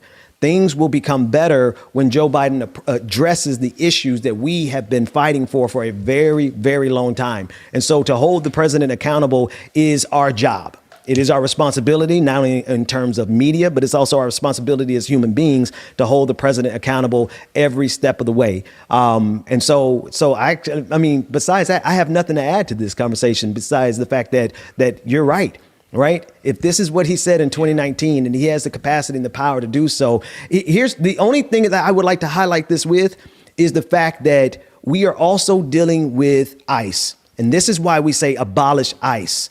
Like we're not playing when we say abolish ICE, because ICE has already shown Joe Biden that they don't really care what he says and that they're going to do what they right. No. This is not to absolve Joe Biden's responsibility in it. Yeah. It's to say that for him to keep his promise to the people, he's going to have to abolish ICE. He's going to have to address the fascistic organization that gets its joy out of how many people it can deport. Like these people are on a crusade and they feel like they're doing the most patriotic job that they could possibly do for America by deporting people in the middle of a pandemic and in the middle of an uprising in Haiti. Right. And they don't give a damn about what Joe Biden says. The real question is who is Joe Biden more interested in letting down?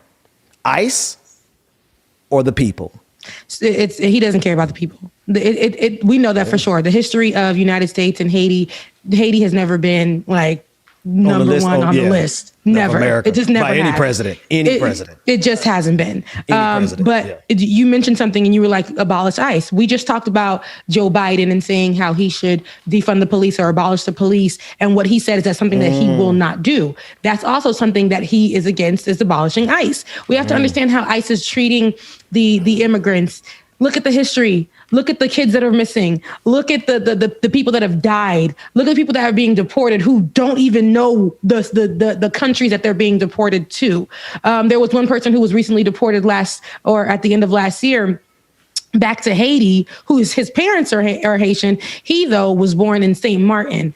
Haiti accepted him America sent him over there, but he's like, I don't know this country. So there is a process in the whole the immigration system, the ICE system that is flawed, and that should be something key for Joe Biden to look at. And he also should not be putting his 2 cents in these places just because it makes it look good for his partnership with the president. And it shows you got to be about the people. The people are literally screaming. They were holding up signs in Haiti with the tweet from 2019.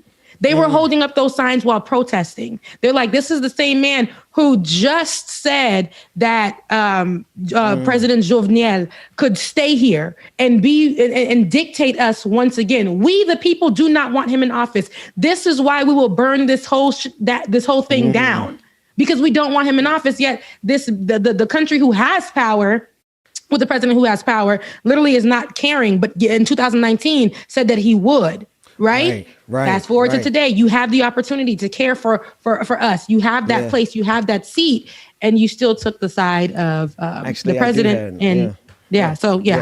No, actually, in that context, I have even more to say about it, because let's just keep it real. There's a particular international order that America has a vested interest in sustaining, and that international order comes at the expense of the global South.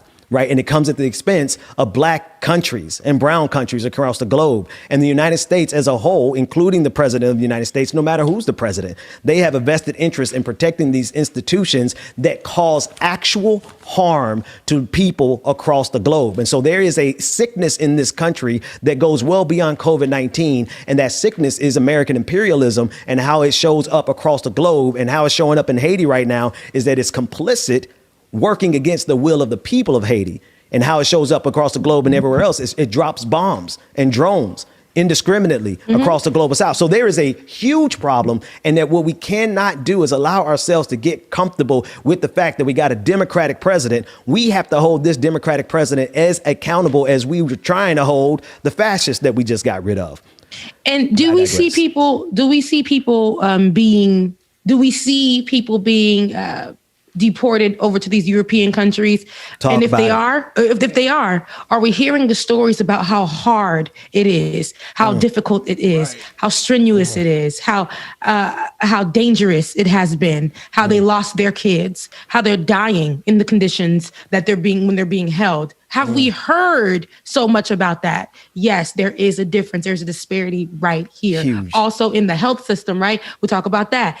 In the immigration system, in the United States, there are large disparities when it comes to Black and brown people. Right now, these Black folks are being deported at this high rate. Since he has been in office, we're talking like 1,000. Like this is too much for this time being.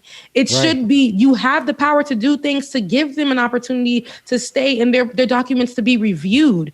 This is like they're just looking at it, not caring, and passing it on and saying, yeah, it's a Black or brown person, let's deport him. So, yeah. Whew. Rebecca, let's do A5 real quick, because I need to, because these conversations are necessary, right? And we're going to have them every single day until we get justice, because justice is not having a Democratic president. Justice is changing the system so that we're not exploiting the global South for our own personal profit here in this country. So I'm sorry, Rebecca, give us A5 and then we're going to bring on our guests. Yep, you're fine. So shout out to Haiti. Keep doing what you're doing. You guys know that you don't want a dictator. So keep fighting the good fight. So we're going to go into some dancing. I wanted you guys to see Debbie Allen, who we know, an awesome leader in shows and movies. We're talking the Debbie Allen, sister to Felicia what's her name? Yes, Felicia Rashad, which is crazy to me, because I'm like, they don't even really, I don't see it, but I see it though. But take a look at her, she still got it. She still got it. Let's take a look.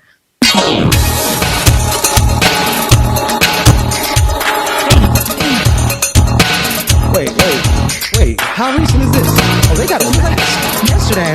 Yeah. I think it was like yesterday. She's out here killing it. Yeah. How old is she now? I don't even know. How old is she? She gotta be like, she's getting close to 60. She gotta be getting close to 70. Look, somebody tell us in the chat. She gotta be getting close to 70. Oh my goodness. But I wanted you guys to see that. Listen, yeah, black does not. It just doesn't even wrinkle. Okay. Yeah. She still was giving us life. She still, and what's good about her, and like we know that her legacy has been in music and dance and films. Yeah. Like she has touched a lot of generations. She has touched a lot of genres. She has a lot of access to these spaces. Everybody knows Debbie Allen. For her work. But to see her still be able to move, I want to make sure when I'm that age, I can still move and groove, especially in the midst of, and she's lived through a lot of things. She's lived through a lot of things. So I want to be able to live through the pandemics, the hurricanes, the winter storms, the racism, God knows, have my kids and still be able to bust a groove like that. 71. She's 71. I told you. That's I know. beautiful. 71. That's beautiful. Cool. Hey, so folks, I want to introduce somebody to the program. Somebody that we had some technical difficulties, but we have him here now. And he goes by the moniker Brooklyn Dad. He's the author of The Littlest President, and he is a senior advisor to Really American. Now that's where I know him from, and I met him working with Really American, and he's joining us now. He's also the host of Storytime with BDD, which streams Monday through Friday at 5:30. Brooklyn, hey, how you doing, man? What's good, y'all? Hey, man. Hey, first of all, that shot looks amazing, by the way. I'm a big fan of high quality cameras and high quality work. So first of all, it looks good. It's good to have you here. Let's start with Really American, because that's where I met you. Like, I've seen you on the internet, and I'm pretty sure that you and I have had words. If somebody searches us, they're going to find some tweet where we've argued with each other before, because I'm a Bernie bro, and I forgot who you supported in the primaries, but it wasn't Bernie Sanders, right? It was Elizabeth Warren, actually. Warren. They're a little bit more ideologically related, although, you know, the Bernies, the Bernie bros, they don't think Elizabeth Warren is it. So, but yeah. Well, neither one of us are happy right now, because we're happy to get rid of Donald Trump. Right. Oh, yeah. But neither one of our candidates, Elizabeth Warren didn't make it, obviously, and Bernie Sanders didn't make it. But one of the things that where we intersected was our work together at Really American. And you're a senior advisor, Really American. I was a senior advisor for Really American. And both of us know the founder and the owner. And we put a top priority, even though our people lost in the primaries, even though, you know, we were at odds in the primaries.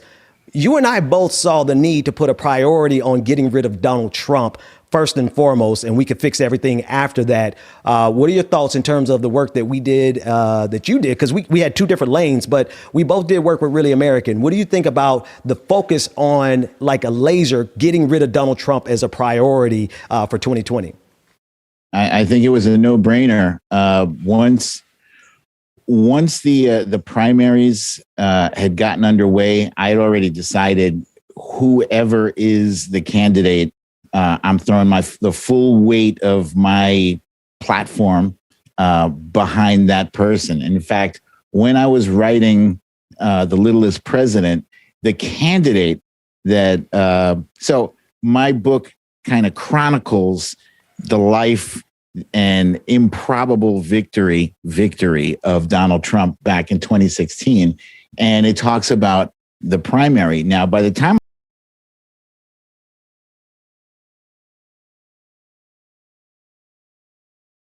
blue, and when we illustrated this character, he always kind of looked like Bernie to me. You know, I thought there was a strong possibility that he would have been nominated. And if that were the case, I was going to be fully behind him, because no matter who it was, we were going to have to throw the full weight of our support behind that candidate. And it ended up being Joe Biden, who was running on fumes when I published this book. Running on fumes. I had that came out of left field for me, even though I was always suspicious that it seemed like the media had been ramming Joe Biden down our throats from like 2018. He's the front runner. Why? Why is he the front runner? Seriously, that was not my first, second, or third choice, but it ended up that's who he was. And we knew at Really American, we had to get after Trump, hit him as hard and as often as possible, and at the same time try to elevate the platform and the candidacy of Joe Biden. And it looks like it worked. In fact, in the book, I predicted Joe, the candidate, the Democratic candidate, was going to get 79.8 million votes. So I was just a little under 2 million short. Okay. All right. And so here's the thing about it. When I told folks I was bringing you on the show, I'm sure you felt you got some heat too, saying that you're going to come on my show, right? Let's just keep it 100. Like in these social. Oh, really? No, I guess I'm not as well known as I thought. Okay. No, it's not that. I get a lot of heat for a lot of things, but not that. No. Well, that's good to hear. That's good to hear, because to me, the only thing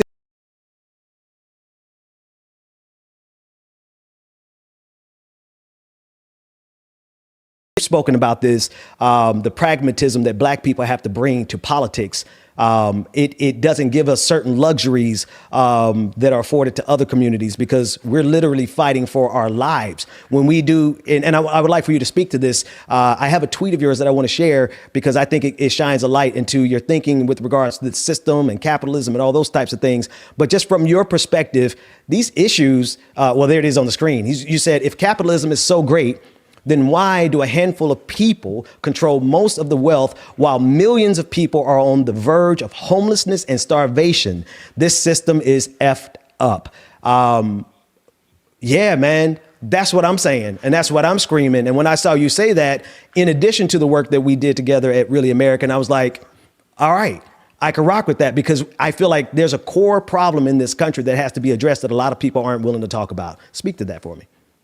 Well, it feels like the media and the 1%, the people in power, they tend to keep us occupied fighting these really insignificant wars amongst ourselves, right? They turn into Black versus white. They turn it into, all of the cancel culture issues. Right. And these are all irrelevant. What matters is that people need a $15 minimum wage. I mean, come on. It was $15 minimum wage was already too low years ago when they first started talking about it. And now they're talking about not doing it until 2025. And they still have in 2025, the federal minimum wage should at least be $22 per hour. Right. They have no problem pushing trillions of dollars in tax relief to the millionaires and the billionaires,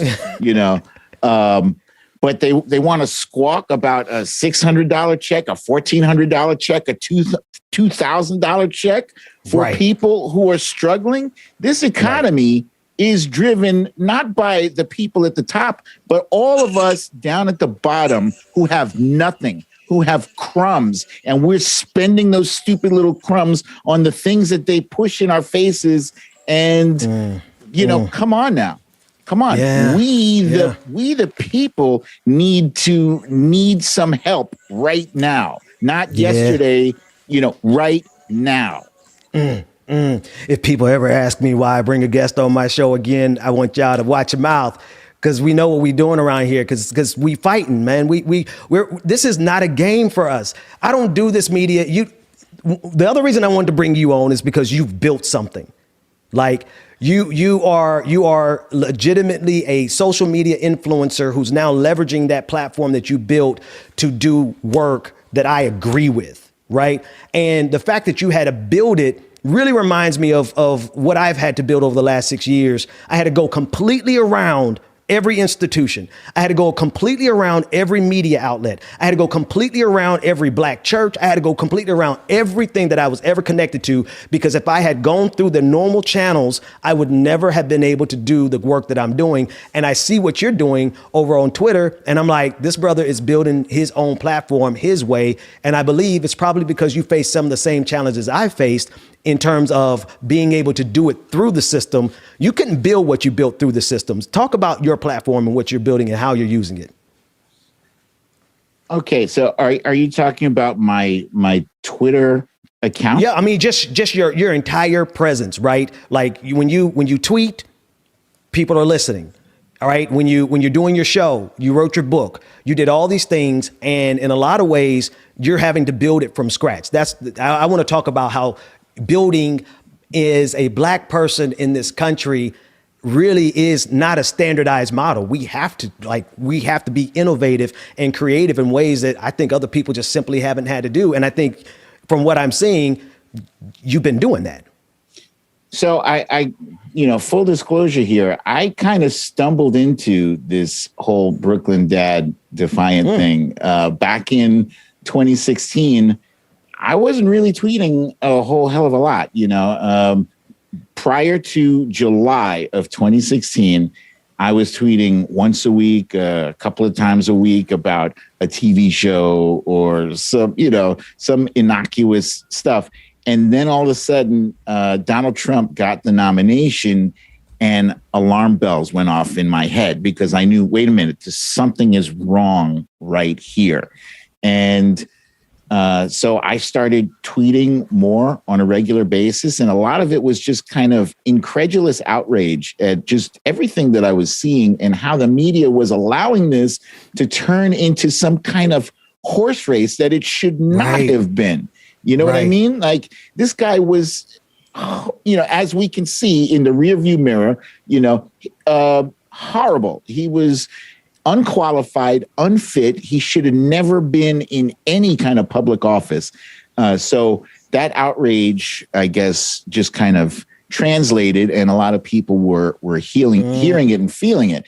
Then on November 9th, the day after Election Day, a lot of the people that I communicate with in DM, the message rooms, they were like, well, I'm just going to pack it in and, tuck my head between my legs because the trolls are going to come after me. And I was like, what? And that just pissed me off even more. Like, you don't just give up the fight now when we got a crazy person in the White House. This is when we got to turn it up. So at the time, I was Brooklyn Dad for Hillary that whole time. And then November 9th, I changed my profile name to Brooklyn Dad Defiant. I was going to defy not just Trump, but the complacency of people who were just like, yeah, okay, well, it is what it is. And no. And from that moment on, I kept bringing it. Some of my tweets are popular. Some of them are not. Some of them I catch a lot of heat for. And I say what I say, and I'm not. Actually, every once in a while, I do apologize for it. I'm not too big to apologize for a bad take. But mostly when I put stuff out there, it is what it is. And I get into it with trolls. I get into it with our own supporters, some of whom I feel sometimes are too goddamn woke. I'm sorry if that's good. Let's keep squares are not, okay. But what I have started building, I really only started building it in earnest when I lost my job on March 21st, to the pandemic, essentially. And ironically, it was the very first day that I published my book. My book, became available. The Littlest President became available on March 21st. And the same day, I thought my former boss was a Trumper, right? And I thought maybe somehow because he had been scanning my tweets. At one point, he forbade me to use Twitter. He prohibited me from using Twitter from 12 o'clock midnight until 7 p.m. And he was technically allowed to do that because New York is a right to work state. So he could have fired me for anything and I would have just had to eat that. So from January of 2020 until the middle of March 2020, I was only tweeting 5 hours a day. That was it. Or I would risk being fired. This was a guy I worked for 14 years. He was a Trumper. So this was survival. Like you're building this for survival at this point because you lost your job in the. Listen, Brooklyn, we're up against the hour. We have like 2 minutes left. I want to bring Rebecca back on the screen. I want to bring the DJ exclusive, but we can get everyone on the screen. We're going to continue this conversation as we go, and I want to come and visit you on your channel, and you come back and visit us on our channel because I think there's a whole lot more to discuss. There's a lot of opportunities for us to build something meaningful that can actually win some victories for the American people, and not just American people, for Black folks, for all of us.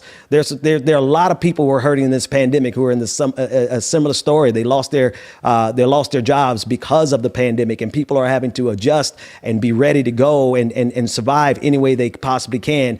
To that end, we are at 2 minutes. We have 2 minutes left. Rebecca, I heard you in there. You were listening. You and James, I heard you in there. It was me. It was my bad because I thought I was on mute. So I was like, I thought I was on mute. So thank you, Dwayne, for getting me right because I didn't even know the whole time. Y'all could have been listening to the music the whole entire time. My bad. I didn't know whose music it was. I was listening to you guys talk, and then it was a lot. I thought y'all were trying to give me the cue that we're running short on time. I'm like, well, damn. I mean, we could go overtime if we needed to, but that was just you over there bopping to your music in between. Brooklyn, we just give it our TD time to bring you back up on screen with us together. But this is how we normally close out the show. We close it out with our DJ, leaving everybody with some love and with some energy and some light, because there's a lot of hard things that are going on around the country. A lot of people who are suffering because of this pandemic. A lot of families who are suffering in Texas, and we just want to include and make sure everybody understands that it is not all without hope. There are things that we can do about it. And some of the things that we could do about it is being smart about coalition building and building with people, building with good people versus trying to build with fascists that we see some of our friends want us to build with other people. But I digress. That's besides the point. Thank you all. Hey, Brooklyn Dad, thank you so much for joining us. Rebecca, thank you so much for being back today. Oh, it's our pleasure. We're definitely going to have you back. Rebecca, thank you for being back. We want to get a last word, Rebecca, before we turn it to James. Well, Brooklyn Dad, before we get out of here, I told Ben don't put me on because I was going to ask you questions. But honestly, let people know how they can get up with you, because Ben's just trying to shoot you off. People don't even know where they can find you. So let people know where they can find you. How's she going to play? We've been see how she do me? Put his lower third back up. We've been putting his lower third up. No, let people know where he can find. They may not be reading it. So let people know where they can find you. Okay. I'm on Twitter. That's, there it is. Padellin. And you can also find me on YouTube as Brooklyn Dad Defiant. And the name of the show I do every day, Monday through Friday. It doesn't run at the same time you guys. I'm late in the day. 5:30 p.m. Eastern time. The name of the show is Storytime with BDD. BDD. All right, folks. James, I don't know how long you could play and encourage the people. I know we're at our normal time. I'll let people know where they can get up with me as well. They know how to get up with you. You guys can find me. Oh, my God. You guys can find Rebecca, me. you sure don't want to go on another Valentine's Day with excursion? No. You guys can actually find me on Twitter at Rebecca Azor. That's REBECCA right there on the screen. REBECCAAZOR. You can actually find me on Instagram, The Songstress, TheSongstress. I will see you guys. Wait a minute. Ben, you want to? I mean, I don't even matter. Nobody cares where they can find me, apparently. So go ahead. No, look, you guys can find Ben always what he says in the A or right here. He's Benjamin Dixon on Twitter. Is that right? Benjamin P. Dixon on Twitter. Exactly. James, more importantly, how can the people find you and what you got? At least one song for us. What's the other one? Twitter, Facebook, and Mixcloud and SoundCloud, as usual. All right, guys. It's in your hand, James. So much. We're out of here. See you tomorrow morning. Love y'all. See y'all in the morning. Bye. All right, family, we hope that y'all enjoyed the show today. Gonna rock y'all out for a couple of minutes, at least play you a couple of songs until I get to corporate America. Today is conference call day, which I dislike with all of my heart. I said it. Anywho, y'all, we're gonna keep y'all rocking. We thank y'all so much for joining us this morning. Like it or not, y'all, we'll be right here. Let's get it. I've been getting close, I've been finna go. I've been in a mode when my pupils dilated. Take the beat and then annihilate it till the siren faded. A violation, I've been going places. There's no escaping how I ride my wave and chasing Percy meals with no limitation. Carve a smile with a straight faces. Therapeutic, self-medicated. I've been doing fine for a low life. Seeing clear through the low lights. Straight gas for the stove light. Chasing green, all I know is to go. They see my pro when it shows right. Third finger to my old life. I can't lose. Count up the blue. Spin nothing, reboot. Put on for the crew. It's a cool. Don't got no roof, so I can shoot for the star. Shout out Goku. Heart race, pounding. So I can shoot for the star. So I can shoot. So I can shoot for the star. Yeah. Flash, heart race, pounding. So I can shoot for the star. So I can shoot. So I can shoot for the star. Mara, I appreciate that. I just caught myself a little. Victorina, thank you for the love, y'all. Brad C, I appreciate that. I love you too. Only trust it out my tulips. I talk that truth. I'm out here trying to smell the roses. While I'm still here, I'm at the crib getting toasted. I'm off the dosage. My mind is blowing, set the blow up. Shout out to everybody that joined us this morning. Make sure that you hit that like button so you know when Like It or Not is going down, y'all. You might pick up on a pro tip. I got the tour. Shout out to my mama that's in the building. I see you, mama, dropping them lions in the chat. Give my image some distortion. Yeah. I come from where the floor is top diamond bows. I used to live off of the more, so now I get portions. Since 18, been on my loans and my life been cordless. But then I learned to I'm the boss to the boss, cause I sign the checks. Got the new Balenciagas, then I step on next. Get you a girl that can do both. Set up the meaning, the sex on the table. Able to get the job done. Just set me while I hold my son. Got booty. All right, ladies and gentlemen, make sure that you download the Like It or Not Voices app. That is the Voices app. You can scan the QR codes that are on the screen right now, and you can use our group code 213-756. Again, 213-756. So search for Voices by Action Sprout or point your cell phone camera at the QR codes below and follow the URL, y'all. This way you can send us any pictures, videos, media, anything, answer any questions that you may have, and we'll play those on air, y'all. So make sure that you get that downloaded, and as always, we'll see you online. Hands up, ladies, throw your hands up. Throw them bands up and don't ask what's in the cup. While I bring it downtown with it, down with it. Drop it to the ground with it, ground with it. Oh, oh, oh, oh. Pull up in the Phantom, but the gang don't need the bandana. Got my girls, I'm a winner, and we slay, don't need the damn center. Raise your hand if you're a winner. That was cute, but I can buy my own dinner. Tonight, I don't care if I'm a sinner. And then I start working the sprinter. Cause on Monday, the fun day, go back to the boss. Turn these M's to some B's. I don't care what it Shout out to the Lions Den that stayed with us today. Listening today. Roll your eyes, break it down, cause we don't play. All right, ladies and gentlemen, that is going to do it for your boy, your DJ, James Bubba Williams, better known as DJ Exclusive, y'all. Corporate America time, unfortunately. We hope that you enjoyed today's show, and we want to make sure that you stay tuned and be here tomorrow for another action-packed episode, like it's an action movie or something, y'all. Make sure that you stay tuned, hit the like button, comment, share, subscribe, so you know when Like It or Not is going down, y'all. And as always, we love you. We will see you in the morning. Mwah. Peace out. Like it or not.